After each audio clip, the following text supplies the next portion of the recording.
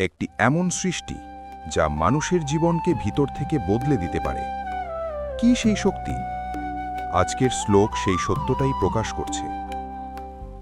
শ্রীমদ্ভাগবতম প্রথম স্কন্ধ পঞ্চম অধ্যায় শ্লোক 11 তদ্বাগ্বিসর্গো জনতাঘ বিপ্লব ইয়ম্মিন প্রতিশ্লোকমবদ্ধতপ্য নামানি অনন্তস্য যশোবঙ্কিতানি यत् शिण्वन्ति गायन्ति घृणन्ति साधव।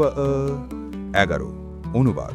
যে সাহিত্য অন্তহীন পরমেশ্বর ভগবানের নাম, রূপ, যশ ও লীলার বর্ণনায় পূর্ণ, তা এক দিব্য সৃষ্টি, যাই জগতের পাপ পঙ্কিল জীবনে এক বিপ্লব ঘটাতে সক্ষম। এমনকি যদি তা নিখুঁতভাবে রচিত নাও হয়, তবুও নির্মল হৃদয়ের সাধুরা তা শ্রবণ করেন, কীর্তন করেন এবং গ্রহণ করেন। ব্যাখ্যা।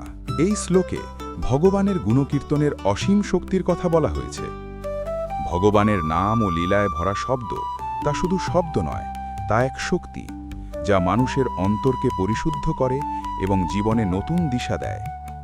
এমনকি যদি সেই বর্ণনা সম্পূর্ণ নিখুঁত নাও হয়, তবুও সত্যনিষ্ঠ ও পবিত্র হৃদয়ের মানুষ তা গ্রহণ করেন, কারণ এর মূল বিষয় হল ভগবানের মাহাত্ম্য।